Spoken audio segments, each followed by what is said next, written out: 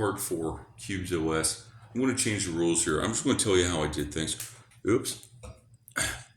Now, as you might be aware, DOM0 connects to Fedora repositories by default. There's not much you need, so you can go ahead and disable those. If you trust Tor, I don't trust Tor for anything, but hidden services, it's almost another matter. The hidden service repositories, it's a real winner. Despite the extreme likelihood of Tor network being completely compromised by bad actors. X screensaver is in QUBES. Everybody has a hard on for X screensaver. You got to add a lot of options here and there, and it's a little bit confusing because it differs from operating system to operating system. What I suggest you do is you just go ahead and get Slock. Slock is the shit. Now, this is QUBES 4.0 I'm talking about. QUBES 4.1, I used a newer version of Fedora, straight up Fedora. Slock wasn't working for me. I'm no compiler, so it didn't work for me. But Slock in QUBES 4.0 worked like a charm. To use Slock, you enter the thing in, it'll start up automatically after 5 minutes or whatever. It gives you no indication whatsoever about anything except a blue screen or a red screen. If you hit that, you type in the password for your computer, hit enter, it should allow you back in your machine. You didn't do anything wrong if you don't see anything on the screen. If you get Slock, shove that X screensaver shit out the back door. Get rid of it. Fedora repositories often connect to port 80. So I didn't see a configuration that would allow me to demand that it go to HTTPS, which would have been to my liking. Now, in Sysnet, I put some configurations in there that denied sending the host name to the DHCP server on the network that I was connecting to. There was some other stuff. You can do MAC address randomization if you like, whatever. That's your bag. There were some other things too as well. Like I can't remember them, so I guess I can't tell you about them. Let me move on to the VPN, SysVPN. Network manager method of connecting to a VPN, it's a little bit simpler. Don't use it. What you're looking for is a leak-proof VPN that fails closed. You're going to want to recheck those firewall rules. It's detailed in the QUBES OS documentation. By the way, you can download QUBES OS documentation from GitHub pretty much any time, and you can look at it offline. You don't have to leave a trail on websites. With VPNs, you might have to use MSS-fix. You might have to change the MTU, particularly if you're using a certain certain types of internet connections that have unusual MTUs. Otherwise, you're going to drop connections here and there. You're not going to know what the fuck happened, and that can be disastrous if you're using something to just have a connection fail. In DOM0, there are settings that they made a little bit earlier on where you can spoof the local IP address within particular virtual machines. You can spoof this subnet mask, and I believe there's another value as well, but right now I can't remember it, so I apologize for that. With VPN, the service I use was Molvad, and I picked a pool of servers that met my criteria, and I would let it connect to one of those. Also, what I did is I made a script that would hold off on connecting to OpenVPN servers at all until the entropy built up. I actually, I'm pretty proud of this one. I made myself a heads-up display using a minimal template where it was a little icon, like where it says network connected or whatever. And I programmed it to show me every few seconds exactly what the current entropy pool had available to it in terms of 3960 bits, or you get my intimation there. So I let it build up the entropy because I don't even know how good the encryption is within app VMs in QUBES. As far as I'm aware, the randomness seed comes from DOM0. and a little peck of it goes into an app VM to give it a seed itself. To me, that sounds pretty shoddy, but I could be wrong. I could be wrong, but I think that's how it goes. So anyway, I had a way to build up entropy, connect to the server, and when I was using more than one hop, the pool of servers would connect to one, build up entropy. After it built up entropy the first time, and it would connect to the second pool of servers, which was, you know, where I was actually headed to later. You might be interested to know that VMs in QUBES, I believe it was Ms. Rudskovska said that the MAC address that's programmed in these app VMs are all the same. So this is good from the standpoint of a QUBES user. However, if you're not trying to appear to be a QUBES user, you know, it'd probably be more trouble than it's worth to make a new one for everything. But I do believe OpenVPN servers do in fact pick up the MAC address of the network interface cards that connect to them, because you got to remember VPNs are designed to mimic a local area network. That, you know, if you're not reading the manual pages, you're doing something wrong. As a side note, Unix Wiki had a lot of information. I'm going to be talking about Unix in a later installment. They had a lot of information about this. Well, nobody RTFMs these days, according to the commentary I see on the internet. I'm going to light up. Right now I'm smoking a Marlboro cigarette. I started to pick this up recently. Because why the hell not? Everybody says, hey, when are you going to quit? Motherfucker, I just started, man. I'm not quitting yet. So, what I did, I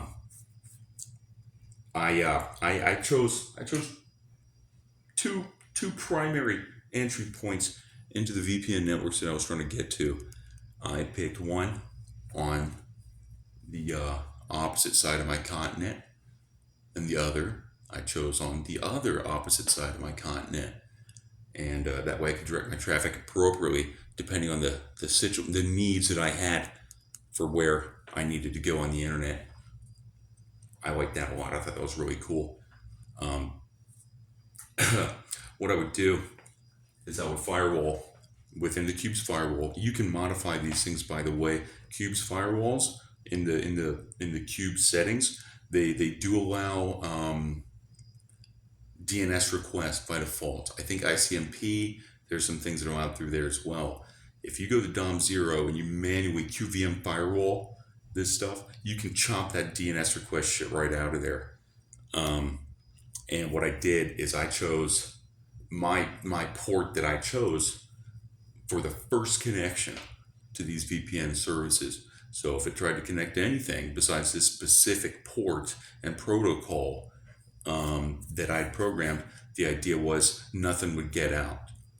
And what I did for the second in the chain and so forth is I would choose a different port and protocol, or it doesn't have to be a different protocol, but you know, first one, exact port. That, if it's something else, nothing gets out. Next link in the chain. I'm having a Dr. Pepper right now. It's a pretty good drink. Next link in the chain, I picked a port that was differing from the first link in the chain with the same idea. So that way, if a leak happened, I really would shut that fucker down. You know, as far as no, we're great. If you're worried about local forensics, QUBES is, well, it's a beast. There are so many. I'm pretty certain there's so many redundant writes and so on in this machine. But let me help you out a little bit. One thing you can do is you can go to etc/scale, etc. I call it etc. What else does it mean? I know some guy that likes the penguin can tell me right now, but I can't hear you telling me you're thinking it, so sorry. /etc/scale. That's where you're going to go. You can put your dconf file in there. I found dconf editor works rather well. You also have in the home directory .config/gtk 2.0 or gtk 3.0. There are values you can add in there to reduce recent documents to nothing. Um, these are outlined in the Counterforensics Board on Frost, which is a freenet message system. You'll have to go back a few years from where I put it.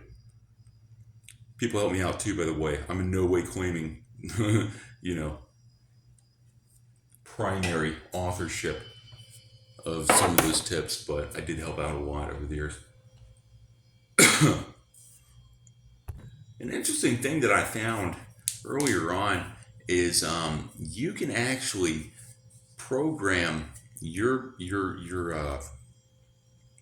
app VM, personal work, all that internet browsing, bizarre mutated radiation, whatever the fuck you're looking for. Um, there was actually a setting in the GNOME system where it would automatically adjust the time zone to match that of where the computer pinged it. And even though that's a little bit chatty, I thought that was a really cool idea. Like, Molvad's based in Sweden. So say I'm going to Sweden. That's a pretty cool trick, not use UTC.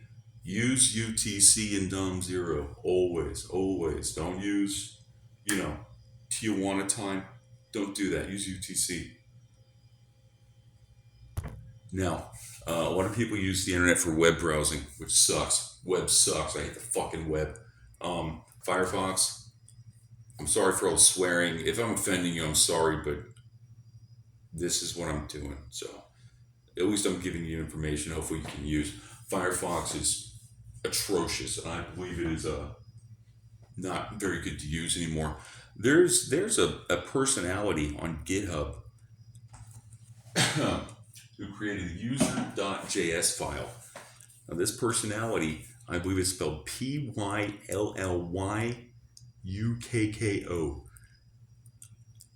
It's a hardening script for Firefox. There are other ones too.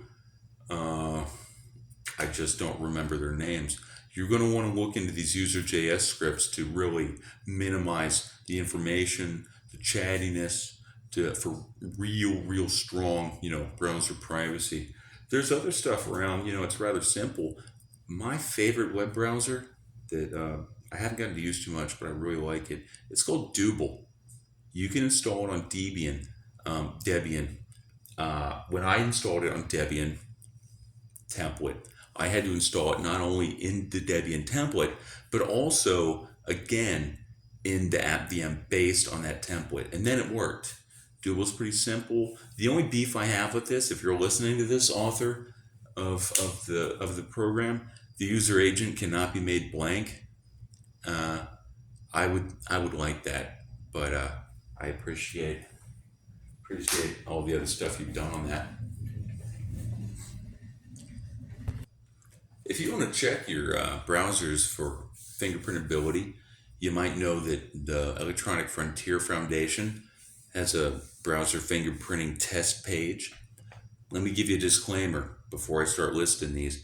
It's been said that this is actually not good for you because many of these fingerprinting test pages, they're collecting all that data about you, and you don't know where that data ends up. They are not necessarily doing this to aid you. They might be doing this to aid their pocketbooks or people that want to establish who is who on the internet. So anyway, the EFF does something. I assume they're a little bit more trustworthy than many.